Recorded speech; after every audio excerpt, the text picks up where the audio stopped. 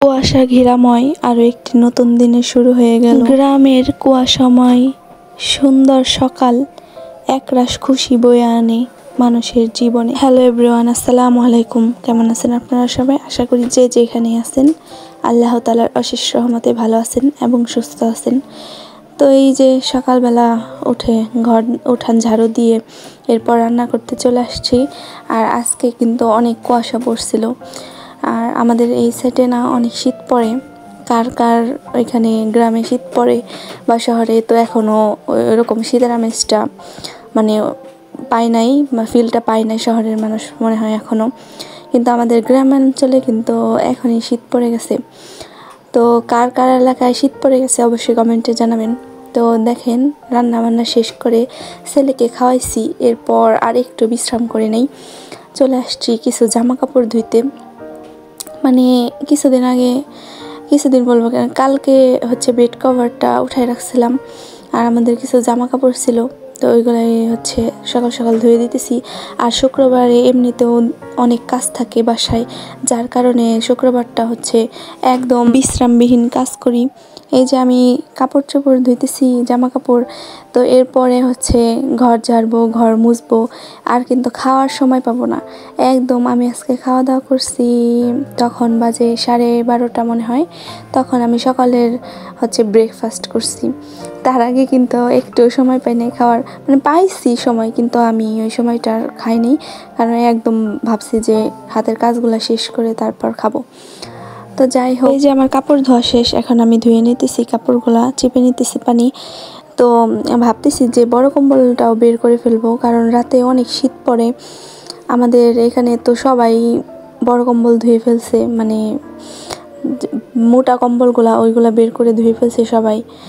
তো আমি ভাবতেছি যে কালকে ধুয়ে দিব ওই কম্বল বের করে। ওই কম্বল আবার একা একা ধোয়া যায় না, মানে অনেক ভারী, তো যার কারণে আমার হাজবেন্ড বলতেছিল যে তুমি ভিজায় রাখো, আমি ধুয়ে দিব। তো ভাবছিলাম আজকে ভিজাবো, কিন্তু আজকে তো উনিকে সময় পাই নাই, যার কারণে আজকে আর ভিজাই নেই। তো যে এই কাপড়গুলো জমছিল এগুলোই ধুয়ে দিলাম। তো এই যে কাপড়গুলো আমি মেলে নিতেছি। আর আজকে না তেমন একটা রোদ উঠে নাই বলতে কি, মানে রোদটা উঠে ওই বেলায় যে হচ্ছে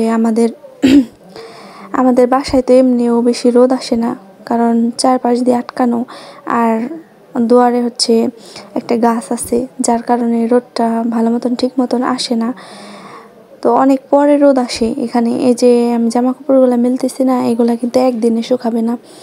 আমি শীতের দিনে একটা জিনিসই হচ্ছে ঝামেলা আমাদের বাসায়, মানে জামা কাপড় একদিনে শুকানো যায় না, কিন্তু গরমের দিনে কিন্তু এত রোদ আসে উঠানের মধ্যে, মানে পাকা উঠান তো নিচ থেকেও তাপ আসে, আর সূর্যের তাপে হচ্ছে কাপড় একদম শুকিয়ে যায়।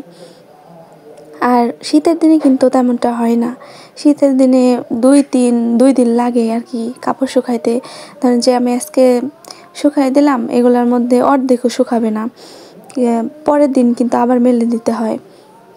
তো যাই হোক, কাপড়গুলো মেলে দিয়ে এখন আমি চলে আসলাম ঘরে। দেখেন এই যে বিছনার মধ্যে কতগুলা খেলনা ছড়াই ছিটাই রাখছে আমার ছেলে। আর পাশের বাসার একটা ও হচ্ছে বন্ধু বলে, তো ও বাচ্চা আসছিল পাশের বাসার আমাদের, তো ওর সাথে খেলা করছে বিছানার উপরে। তো ওইগুলাই সব রেখে দিছিল খেলনা ছড়াই ছিটায়, তো আমি ওগুলো ঝুড়ির মধ্যে ভরে নিলাম। আর এই ঝুড়িটা হচ্ছে বাইরে নিয়ে রাখে, আমি এখন ঘরের মধ্যে আগে রাখতাম।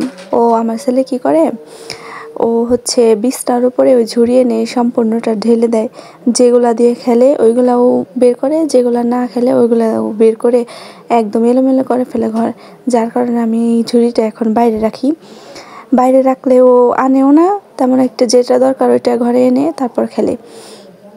তো এই যে আমার রুম গোছানো শেষ হয়ে গেছে, তো অবশ্যই জানাবেন রুম গোছানোটা কেমন হলো। আর এই যে আমি এখন ঘরটা মুছে নিতেছি। তো ঘর মুছতে যেয়ে দেখি খাটের চিপায় হচ্ছে একটা আমাদের এই যে কচু পাতা গাছটা, এটার পাতা পড়ে রয়েছে একটা, তো আমি আবার লাগিয়ে দিলাম পাতাটা।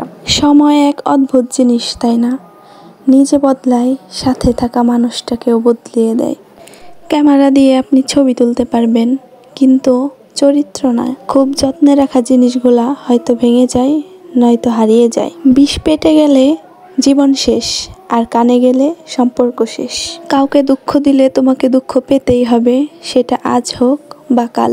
প্রয়োজনটা ফুরিয়ে গেলে কেউ আর খোঁজ রাখে না, সেটা যত কাছের মানুষই হোক। মনে রাখবেন, আপনার কষ্টগুলো শুধু আপনি নিজেই বুঝবেন, নিজেই জানবেন, অন্য কেউ না। মিথ্যা মানুষগুলোর কাছ থেকে অনেক কিছু সত্যর শিক্ষা পাওয়া যায়। আগে শুনতাম বাস্তবতা কঠিন, কিন্তু এখন দেখি শুধু কঠিন না, তার সাথে নিষ্ঠুরও। মানুষের কাছে তোমার মূল্য থাকবে ততদিন যতদিন তোমার প্রয়োজন আছে। অনেকগুলা কথা বলে ফেললাম। তো এই যে দেখেন, এটা আমার শাশুড়ির ঘর, আমার শাশুড়ির রুমটা মুছে নিলাম। তো এখন হচ্ছে ছেলেকে খাওয়াইতে চলে আসলাম। আর যেহেতু শুক্রবার, বাসায় হচ্ছে পোলাও আর মুরগি মাংসের কোরমা রান্না করা হয়েছে, তো ছেলেকে খাওয়াই দিতেছিলাম। এরপরে যে রাফসানের আব্বু আবার ওর পাঞ্জাবিটা আয়রন করে দিতেছিল, কারণ আজকে তো শুক্রবার নামাজ পড়তে যাবে। তাই আমার আজকের ভিডিও এ পর্যন্তই। সবাই ভালো থাকবেন, সুস্থ থাকবেন। কথা হবে নতুন কোনো ভিডিওতে। আমার চ্যানেলটা সাবস্ক্রাইব করে নোটিফিকেশন অল করে দিবেন, যাতে পরবর্তী আমার জীবনের গল্পটা আপনাদের কাছে খুব সহজে পৌঁছে যেতে পারে। আল্লাহ হাফেজ, আসসালামু আলাইকুম।